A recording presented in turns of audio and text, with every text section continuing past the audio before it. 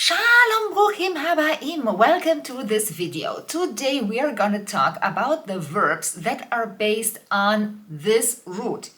YUD, Lamed, Dalet. And a lot of my students are afraid when they see this root because somehow they know that, YUD at the beginning, there was something and to be born, I was born, maybe that they can still say, but why it is like this and how they actually come to that conjugation, they don't know, and so they actually try to avoid this root at all. No need. Okay, let's start, and I'm sure by the end of this video, you really got it. And also, you can download the summary of this video as a PDF from my blog together with all the conjugations of the verbs that I mentioned in this video. Okay, let's start. What is so special about this root? Well, this root, as you can see, it starts with YUD. Now, YUD on the first root position is something that changes a bit the rules in each binyan. This is called Gizra Pei YUD. What is a gizra? Well, a gizra is a subcategory, a subgroup within a binyan. So in this case, all the verbs within each binyan that have a root that starts with yud, we call them gizra pei yud, subcategory pei yud. And pei yud is the name of this subcategory, which comes from the first letter. Pei stands for first. So pei yud means first root letter is a yud. Guys, a short comment.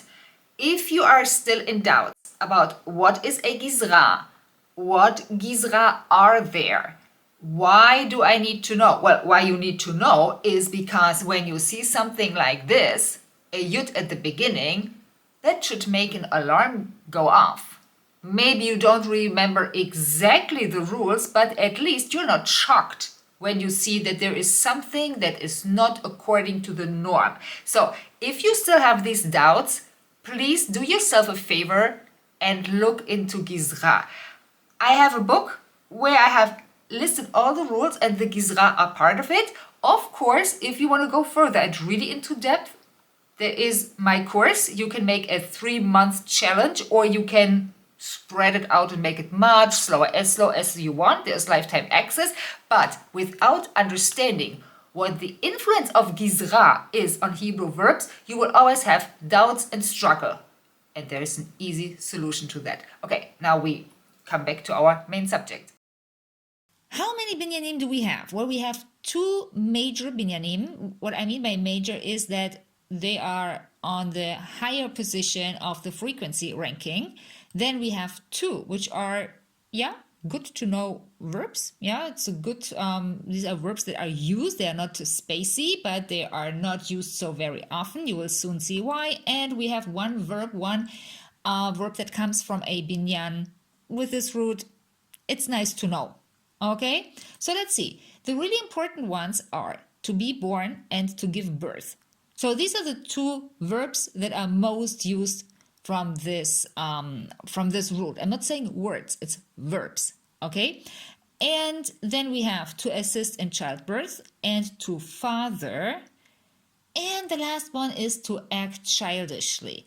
We will start with this one to get it off the map because we will hardly ever use it. Not because people don't act childishly, no comment, because we have also an alternative how we can express that without using this root. So, having said that, to act childishly, when you see act, then it is about you in the sense of me, myself, and I. So most of the time you are in hitpa'el, and here we are in hitpa'el. So now we make a hitpa'el infinitive, and we come to this one. Why do we have 2 yud? Well, when we place lehit in front, that's the part of hitpa'el. This is how we make a hitpa'el infinitive. We place lehit in front. Then we have to add another yud because of pei yud. This is the rule for this binyan for a root that starts with yud. And this is why I said before, knowing what a gizra is and knowing that there are things that might change is absolutely key to studying Hebrew verbs. Okay, in this case, we come to lehit yaled.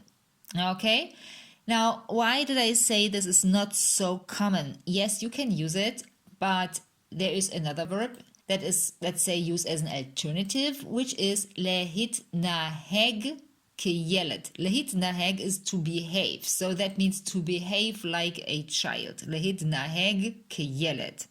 Okay, so that's now off, and we go to the next one, to father. Well, that's in the nature of the verb that we will mainly actually only use male conjugations, right? Right. We are here in hif'il, and what is going to happen now because of the yud? We make now a hif'il infinitive. We have to bear in mind that there is a yud. This is what's happening. We have to replace yud with vav.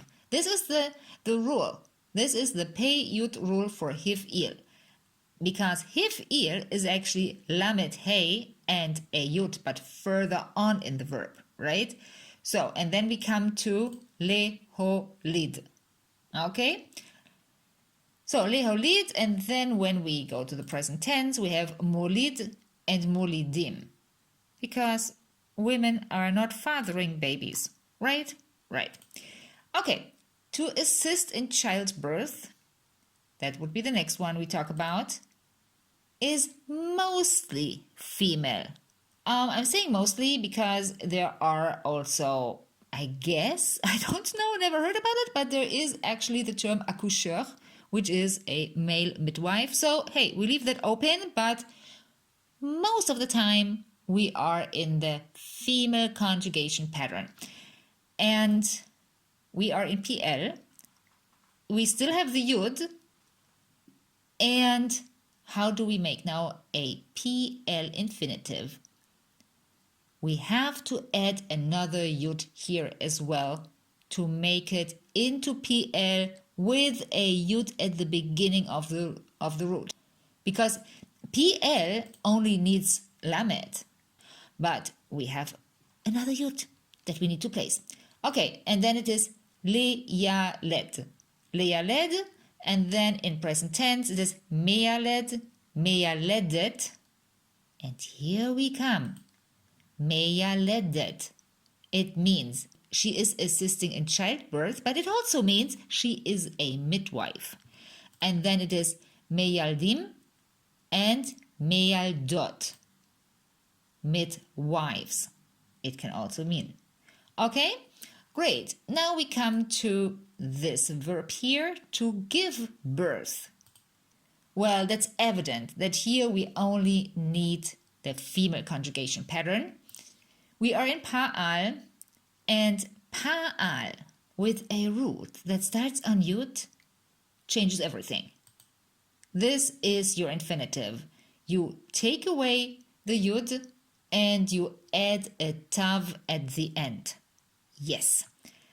And nothing here is still as it was. Here you can hardly see that it was a pa'al infinitive unless you know that a tav at the end is an indicator for pa'al and pei yud roots. There's also laredet, lashevet. They all have a yud at the beginning of their root. Okay, having said that, laledet. Now we come here to the present tense. We do not even consider the male version. And we come to yoledet. And this is also the name for the person who gives birth. And then there's, of course, also yoldot, plural, the same, parturients. And finally, we come to be born. This is, out of all the verbs we are talking about here, the one with the highest frequency. Okay, now we use it mainly in past tense because we are already here and we talk about something that has already happened. We were born. And we are here in nif'al, And nif'al together with a yud at the beginning of the root also has a change, of course. Again, we forget about the yud of the root and we replace it with two vav, because nif'al itself is only lamed hey yud. And this construct here of double vav and taking out the yud, this is because of pei yud. This is because of the yud at the beginning of the root. And then we come to lehivaled. Now we are not looking onto the present tense, we are looking onto the past tense. So lehivaled, your reference is hu nolad, and then from here you come to the other conjugations. Ani noladti. I think this is the most used conjugation of that verb.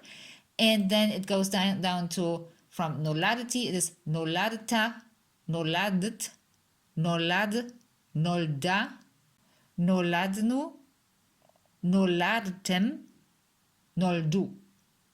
Okay, we have finally come to an end of this video. I hope it was helpful. And don't forget, you can download the summary of this video as a PDF together with the conjugations from my blog. I'll leave you the link in the description below, and I hope I see you in the next video. Eshikot, shalom.